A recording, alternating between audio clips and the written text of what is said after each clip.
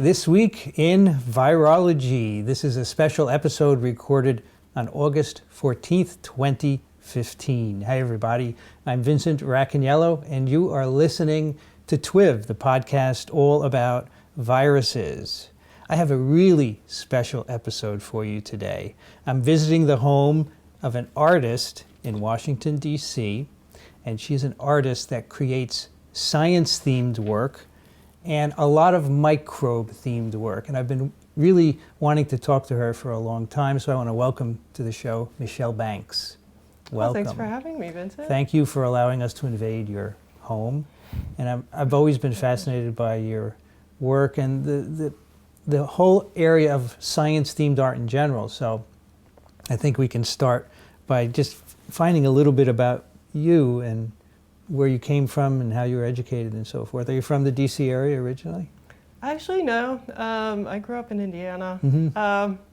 I have basically no sort of straight lines in my biography whatsoever. I mean, I have no background in either art or science, so I ended up as a science artist. I have a degree in political science, and I actually did use it for quite a long time. And then at a certain point, I guess I just got creatively frustrated. I started making some art. I went along as an abstract watercolorist mostly for, 6, 7, 8 years. And then I had a little turning point. I had a show at Children's Hospital. I guess it was probably 2005, Children's National Medical Center here in DC. And I did some sort of splashy kind of wet watercolor pieces. And the people at the hospital told me that they really liked them because they looked like things under a microscope, but they looked friendly. It looked like non-scary microscopic things. And I thought that was totally fascinating because it wasn't really what I was trying to do. But I started looking at images of things like dividing cells and microbes, and I started trying to paint them. And as I got more and more into it, I just started learning more and more about it. So, I mean, I completely backed into it. I think the usual sort of narrative that people expect is that, I was a microbiologist or I was a lab tech or whatever, and I was just, I loved it and I wanted to make art out of it, but nope. So as a kid, you must have done the usual dabbling, right? Yeah. But I mean, then I went and got a poli-sci degree, so that wasn't really where I was expecting it to go. Where did you get that degree? Where was that? GW. Yeah. So that brought you to Washington. Yes. Okay. And there, no one ever told you up until that point that what you dabbled looked good or anything like that? Not really, no. I mean, I wasn't like I was bad at it or anything, but no, nobody ever thought I was an art prodigy. So when you graduated, what did you do? I did a degree, I did a master's in Russian studies, and I went and worked in Europe on privatization for several years. I was in London with Price Waterhouse and then in Moscow with Deloitte & Touche. You speak Russian? Yeah. Can you say something? Well, yeah. Свободно говорю по-русски. Thank you very much. Okay.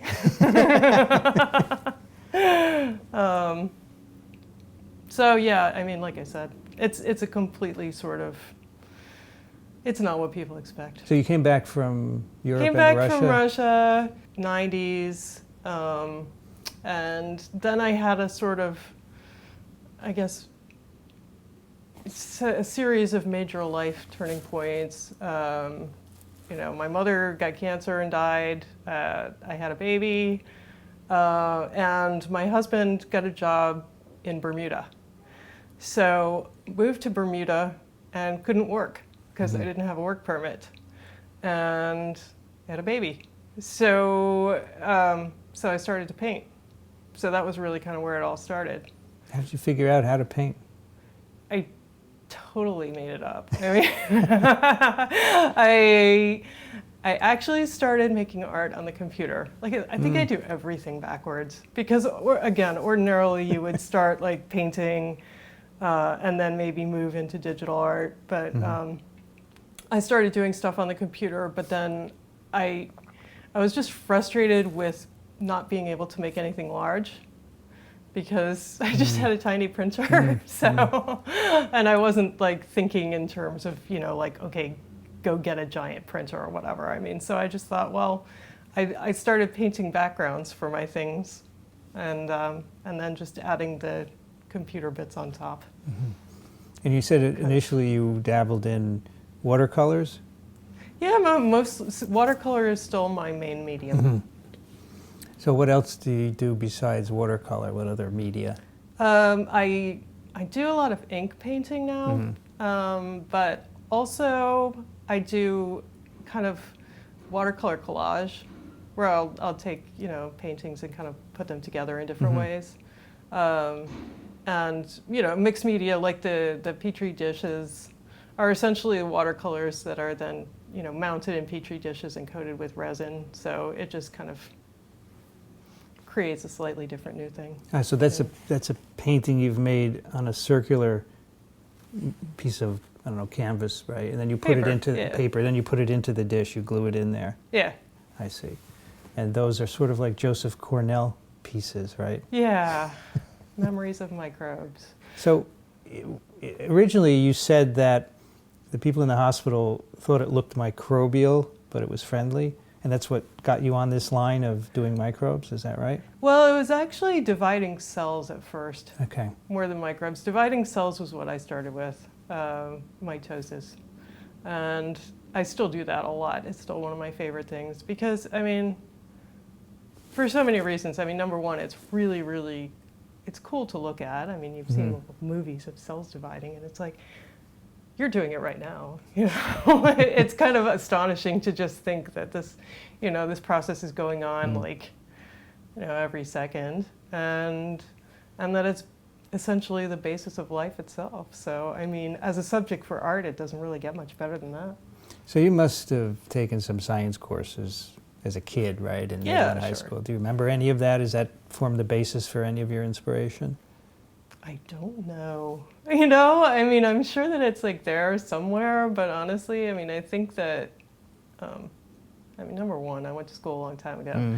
And number two, I've learned a lot since then, since I started painting. I mean, I basically just I read a lot about what I'm trying to paint. So. Where do you read? What are the sources? Well, I mostly just read blogs, science blogs. I mean, I read, for example, your stuff, and I read Ed Yong, and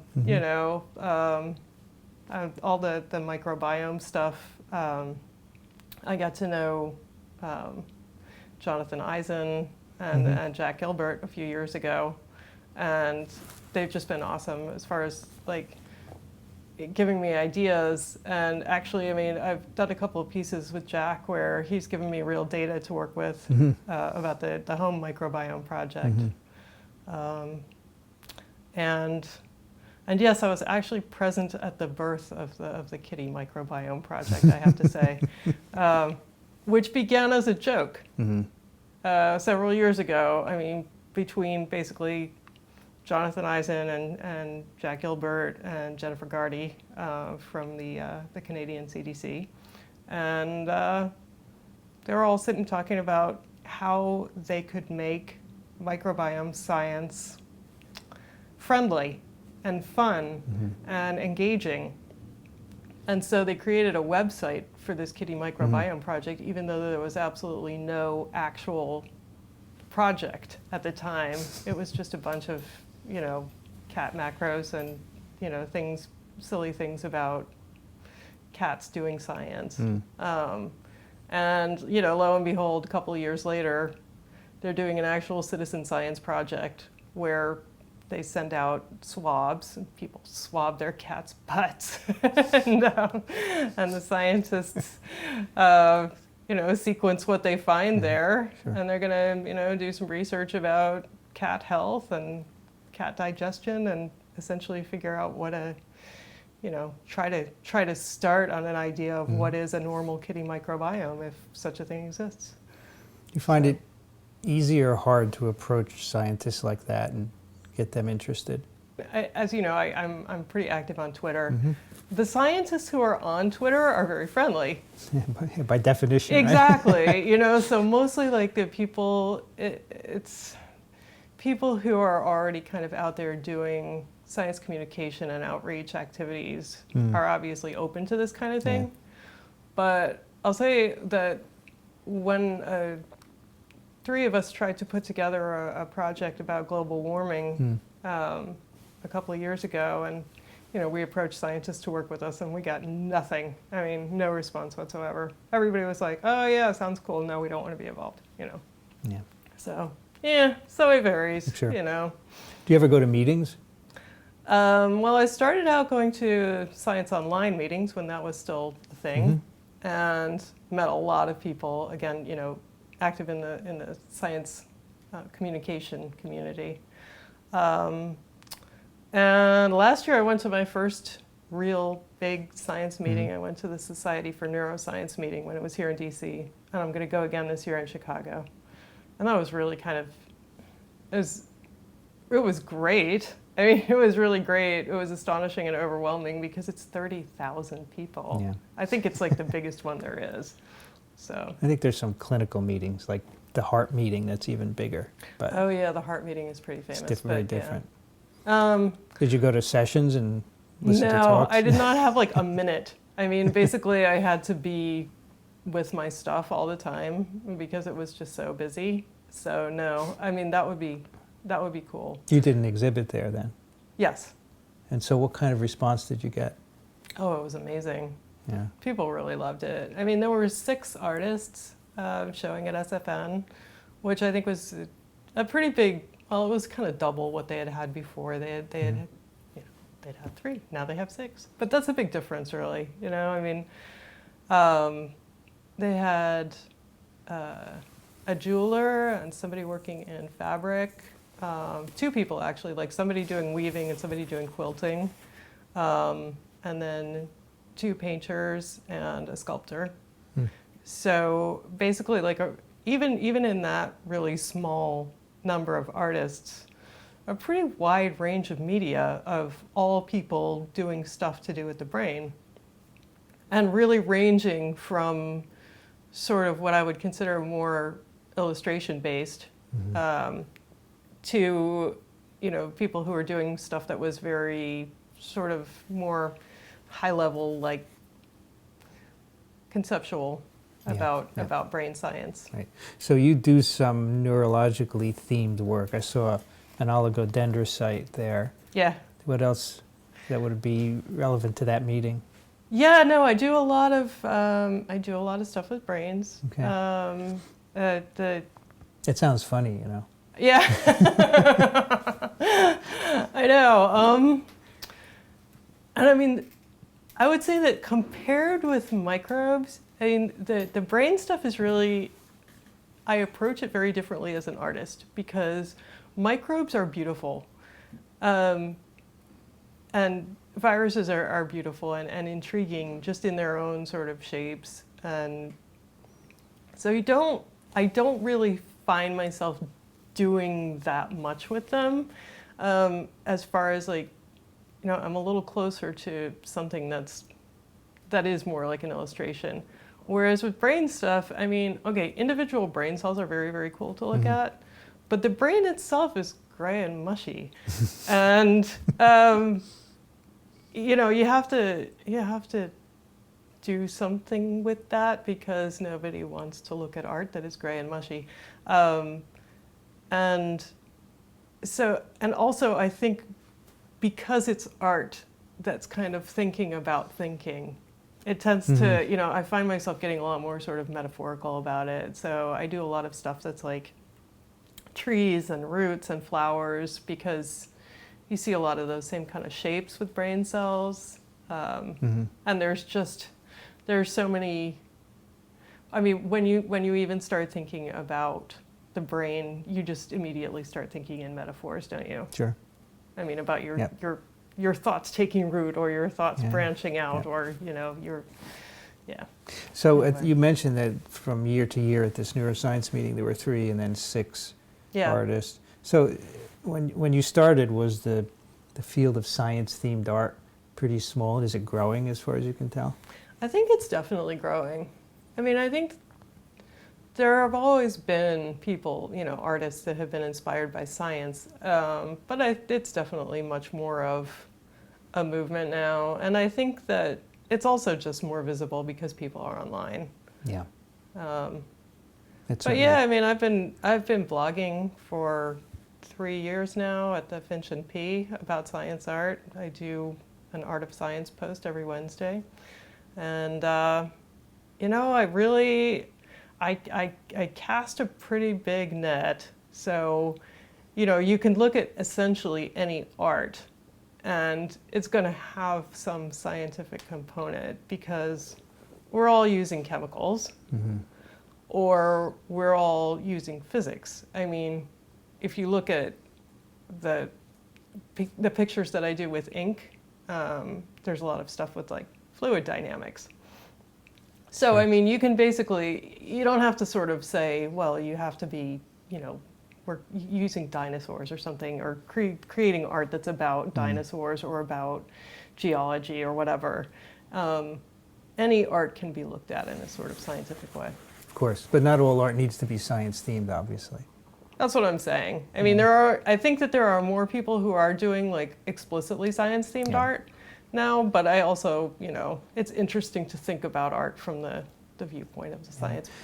I think the internet has made this possible, right? Can you imagine if you were starting and you needed to have a storefront to sell this, and you would just have a local clientele, you'd never be able to reach out like you do now. No, I know. No, I mean, I think my career is entirely, the career that I have now would not have been possible 10 years ago for sure. Because, I mean, I did festivals, and I still do festivals, but I've been doing them for 15 years. But, I mean, the number of sort of people who are really interested in science that walk down the street in the average art festival is pretty small. I mean, it does happen, but not enough. But online, you can really reach out to a specific audience. Yeah. You should come to a ASM meeting, an American Society for Microbiology. Yes, I should. I mean, sometimes they're here in Washington, and you would be welcomed as someone who portrays our subjects. I think a lot of people know you, and that you would find a good audience there. I think it would be a great idea at some point in this meeting that we have to have an exhibit of science-themed artists and have booths. Just like right now we have purveyors of plasticware and machines have booths. We should have artists there as well, and they could sell their material. I think that'll happen someday. Yeah, that would be great. I mean, I think SFN has been doing it for a couple of years. The American Public Health Association just tried sort of to pilot that this year. And there was my friend Maggie Middleton, who you might know, the Vexed Muddler on Etsy. Yeah. She does a lot of microbial stuff too. She did a... Great name. Yeah. No, her work is great. But she was just at a microbiology meeting in Canada showing, so, yeah. Do you also do traditional shows at galleries, things like that? Yes, yeah. But not that much. I mean, I guess they're local also, right? Yeah. I mean, I actually did a show at, this was another thing that happened because of Twitter. I did a show at an eye center in Utah. So they were looking for art based on the eye. So I did some retinal neurons and things like that. That was really cool. So yeah, I mean, again, the internet allows you to make these connections. Sure. So you talked about some watercolors. I know your virus watercolors, for example. You talked about these little petri dishes. I think you also make scarves. I do. I mean, I don't actually make them myself, but I get the scarves printed based on my paintings, and yeah, those have been very popular. In fact, I bought one of those. Yeah, hey, the scarf. I'm a big supporter. I'm a big fan. I have a page on my blog where I list all of the microbial artists that I come across, and you're there as well. I have your paintings. I have your scarves. I have the desktop on my laptop. I'm a big fan, so I'm very happy to be talking to you right now. So you have exhibitions. Where Where can people find out about these if they want to come and see them? Do you have a place where you announce them, or is it mainly Twitter? Twitter. I also have I have my personal blog, which is just Artologica blogspot. So, I mean, I guess we can maybe put that. Oh yeah, we will put the links. Yeah. We'll put your Twitter. We'll put your blog. Also, so your yeah, store. I mean, if people are local to the DC area, I do a lot of shows around here, and one of my favorite shows for science art, it was one of the first places where I ever sort of did a whole booth full of just science stuff, was Artscape in Baltimore. Baltimore is just crawling with scientists. It's awesome. And they're really appreciative. Besides the media we've talked about, what other things do you work in? Well, like I said, mainly painting. But I did do a show with 2 other artists at AAAS in 2014. And we really stretched out and used a lot of different media. So I created some Petri dishes for that, but then we also made a whole wall of fabric. The whole thing was on the theme of climate change. So we looked at climate change from a lot of different levels. It was sort of a geological kind of level where you have melting that's actually changing the shape of countries. And then we did this whole wall of fabric that was kind of gradually darkening and turning from white to green. And this is sort of illustrating the effect of the change in albedo, which is the reflectiveness. So as, there's like more green stuff and less white stuff, it sort of makes warming worse. Sure. So speaking of walls, anyway, sorry. You also did the walls of your apartment. Oh yeah, I did the walls of my apartment. Yeah. So of everything that you do you have a favorite? Well, let's say you can have. Do you have a favorite medium and a favorite piece of work that you've done? Well, that's kind of hard because it's kind of like asking me to choose from children, but yeah, and I only have one kid. It's easy. So. But I mean, I think watercolor is really my first love. But I've been having a lot of fun with the ink because it's a new thing. I mean, I like trying to stay right on the line between being really representational and being abstract. And I think that it's kind of a constant tension with the scientific audience, which tends to go more for stuff being realistic and accurate. And more of an artistic audience that's more interested in the kind of like the conceptual background to it, and if it's a little too realistic, then maybe it's not very interesting anymore. So it's just constantly sort of trying to walk that line. I think that may be why scientists appreciate your work, because they're used to reality and they would like a little departure from it. Yeah, I hope so. I mean, some people really like perfect accuracy, and I think for them they can blow up pictures of scanning electron microscope. You probably know the work of Luke Jerram, who makes glass viruses. Yes. So there's an ultra accurate artist, but the medium is so different that it's unusual. It's appealing. Yeah, that's true. I mean, yeah, his work. It's really like it is like an old-fashioned sort of thing that you would find in Cabinet of Curiosities, isn't it? Like, yes, here is a replica in this beautiful material of this, dangerous thing. I have one of my co-hosts on TWiV, Rich Condit, pointed out to him that his pox virus wasn't correct, and he actually redid it. Wow. Because he wanted it to be correct. See, I wouldn't do that. I'd just be like, you know what? Well, I wouldn't tell you anything of the sort, because I understand that you're taking some license, and that's what's part of the beauty. Yeah, I mean, and again, it's like, if you look at microbes, for example, if you have an electron microscope or a confocal microscope, you might be able to get an incredibly sharp incredibly perfect image of a virus. Mm-hmm. But then a lot of times you're looking at a sort of vague, blurry image. I mean, a lot of what I look at is a vague, blurry image. So, I mean, I don't think that that's necessarily less real, because that's, Sure. at least until very recently, that's also what scientists were dealing with. So, I mean, now you can say, like, you know, you run it through a sequencer and it'll tell you exactly what it is. But up until pretty recently, you know, you would just have to look and Sure. say, what does that look like? yeah, things have gotten better in image acquisition in microbiology. It's just amazing what we can do. And I think it's beautiful to see an EM of a virus that you can't see, and all of a sudden you see exactly what it looks like.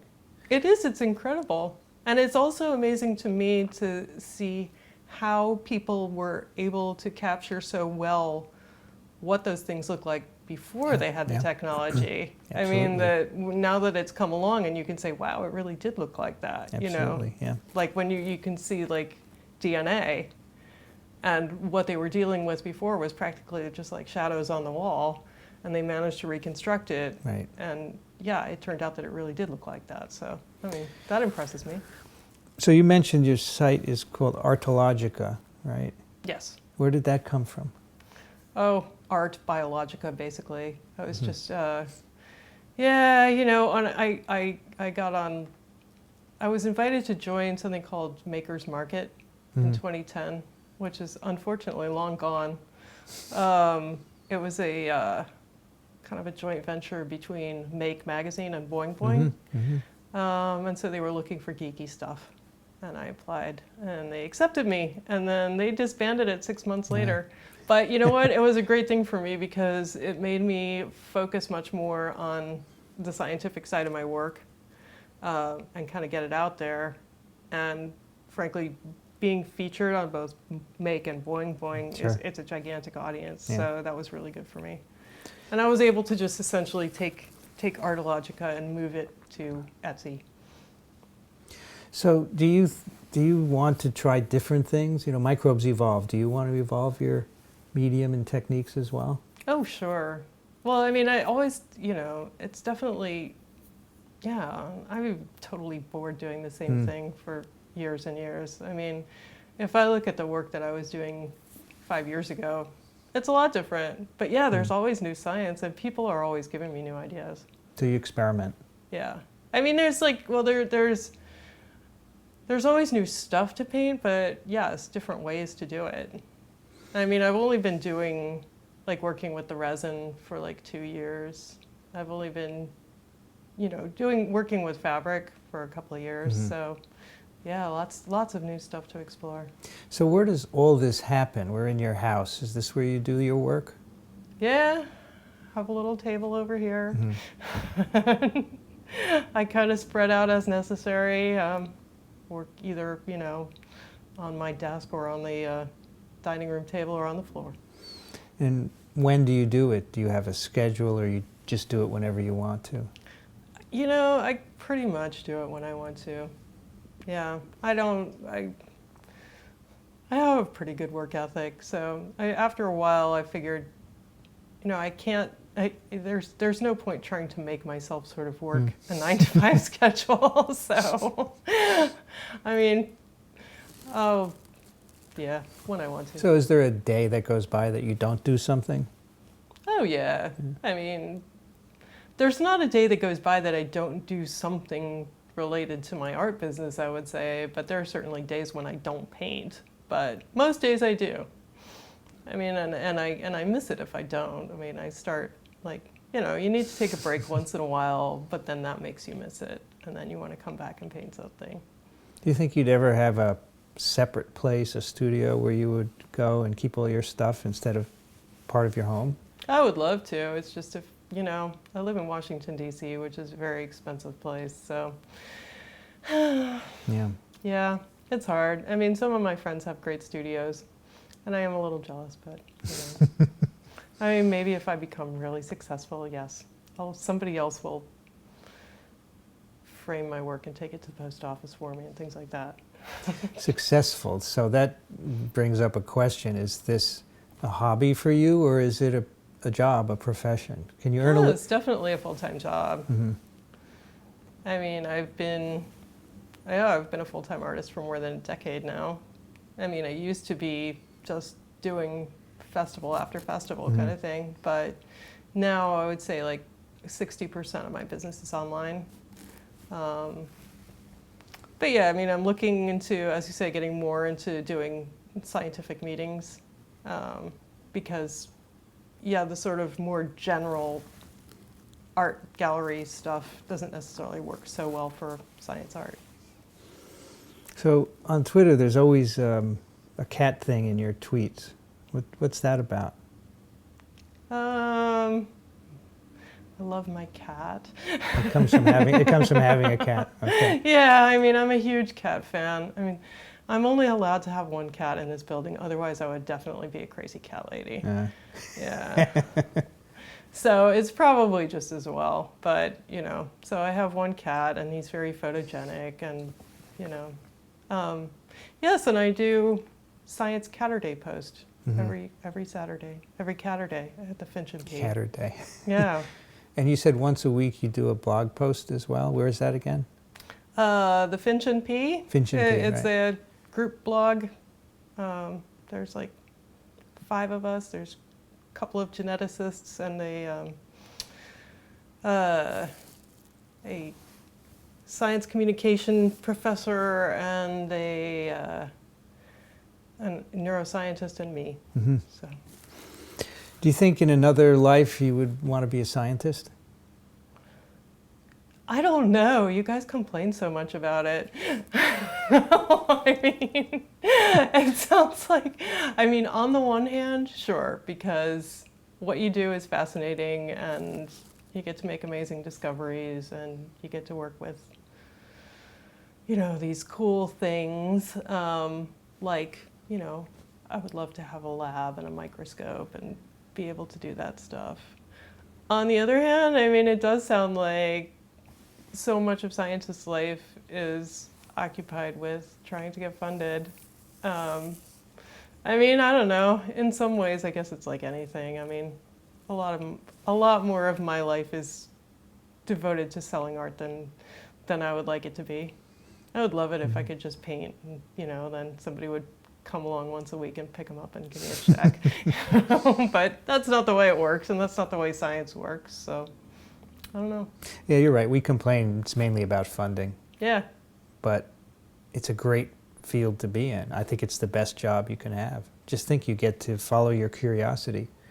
And for the most part, no one tells you what to do. It's all up to you. Yeah, and I mean, some of the stuff, like the amazing, like just the microbiome discoveries in the past couple of years, it's just astonishing. I mean, it's basically kind of resilience of microbes, and hopefully people will stop trying to like wipe them out and just, you know, try to live in harmony. It's amazing. And don't forget the beneficial viruses, of course. The beneficial 'cause those viruses, are good too. some of my favorites. And that most of the microbes out there are actually good, and the ones that harm you are rare. But to have a job like this is worth complaining about, because it's really awesome. So among all the microbial or science-themed artists, are there any that in particular you admire? Well, let's see. I don't know that are there that many people like working so much in microbes. There's Klari Reis, who does the Petri dish a day. Are you familiar with her work? Yeah. Yeah, her work is so beautiful. I guess some more of the people, I love Greg Dunn's work. He's in neuroscience. Yeah, sorry. Are there I have any, to- just if you look at art in general, is there any one or any particular artist or artists that have inspired you? Well, I'm very inspired by Andy Warhol, and I think you can see that in my work with all the squares and everything. And I just like what he does with sort of themes and variations, and I do that a lot. And I think that also lends itself pretty well to the science thing, because you know, you're looking at you're trying to systematize things that are very different. So Yeah. You like to repeat petri dishes and viruses. In fact, you have this great work on your dining room wall, which is repeated, I guess, I don't know what they are, bacteria, microbes of some kind, but it's an Andy Warhol-esque thing. Yeah, exactly. I mean, it's hard to say why exactly. There's just something about that, circles and squares. I just like it, and it appeals to something in my brain. But again, I mean, I think it kind of lends itself. Yeah. You look at petri dishes are these beautiful little perfect circles, and they create a perfect frame to look at something, and so do microscope slides. It's just kind of like you've got this whole messiness of life, and you're putting it in this little kind of frame where you can analyze it and look at it. So speaking of petri dishes, you're a judge in the ASM Auger Art Contest. Yes, maybe I'm you very could excited. Tell us a little bit about what that is. Well, I mean, people who are working with bacteria in their labs sometimes create beautiful art. I mean, obviously, I'm inspired by some of the stuff that I see scientists doing in their petri dishes. I think mostly this is more like it's kind of a fun thing. There are different bacteria that fluoresce or that grow in different colors. And people like to, create some pictures with them. So I'm really interested to see what people come up with. I've seen some amazing ones. Yeah, so I think the deadline is September 3rd, and I don't know whether this interview will come out before or after that, but the idea is then people will send in pictures of them, is that right? Yes. And then a panel of judges, including you and a few microbiologists, are going to look at them and pick the winners, right? Yep. And does the winner get some of your art? I think that's part of yes. it, right? Winner nice. gets to choose some of my art. So That should be exciting. Hopefully that'll be really fun. Do you view what you do as not just art, but helping to educate people about science? I'm not sure that I would say that it's educating in the sense that, I mean, obviously it's not like taking a class, but I do definitely see art as being part of science communication. And the kind of art that I do, and a lot of other people that I know, I mean, art can be a sort of way in and a sort of more visceral response rather than an intellectual response to some scientific knowledge or information. Yeah, I think it's also piquing curiosity, right? If someone sees, oh, what is this? Let me find out more about this. Right. And they wouldn't look at a textbook, but they would look at art. So I think that's a great entry into learning more about science, whether it's microbe-themed or any kind of science art. It's just great. I have one more question for you. This may be the hardest one. If you could have dinner with one person in all of the world who is living or not living, who would that be? One person. I would probably pick Weiwei. I'm a huge fan of his work, and I just think he's so amazingly brave. I just can't even imagine, kind of the situation that he finds himself in and how he responds to it. But he also just seems like he really enjoys life and has fun and makes amazing work. So, I mean, just the combination of sort of the talent and the bravery and just his approach to living really inspire me a lot. Great choice. Very good. Some people have a hard time coming up with something, so you didn't. That's very good. And now that he got his passport back, maybe he'll come and have dinner with me. So let's go over the places people can find you. You have your store is Artologica? Artologica on Etsy, yeah. Okay. So it's artologica.etsy.com. Okay. But basically, I am highly Googleable. I mean, if you put Artologica in a browser, you will find me. you. Okay. Yeah, so. And you also write a blog. Is that also artologica.blogspot, you said? Yes. Okay. And then, but most of my writing is really on the Finch and P. The Finch and P. Yep. PEA. Yes. Right. Yes. Yes. So it's like Darwin's finches and Right. Mendel's peas. Mendel's pea, because Gregor. it was started by the geneticists. Very good. So, Very good. Yeah. And on Twitter, what is your handle? And I am at Artologica on Twitter. At Artological. Very good. Well, I'm a big fan. I've been happy to talk with you today. As I said once, if I could, I'd buy all your work. Well, where would you put it, though? Yeah, put it in stacks as you have here. But thank you. I definitely appreciate your support. And I mean, it's really wonderful. You know, you're doing a part to connect art with science also. I mean, and that means a lot. I love science, and who doesn't love art, right? So the two together are just brilliant, I think. So this has been a special episode of TWiV. You can find all the other ones at twiv.tv. And if you have questions or comments for Michele, you can send them to twiv@twiv.tv, or you know where she is on Twitter, you can ask her directly. And we'd like to thank the American Society for Microbiology to help record this episode today, in particular Emily and Chris, who are sitting behind the cameras. Yes, sir. And I'm Vincent Racaniello. You can find me at virology.ws. You've been listening to This Week in Virology. Thanks for joining us. We'll be back next week. Another TWiV is viral.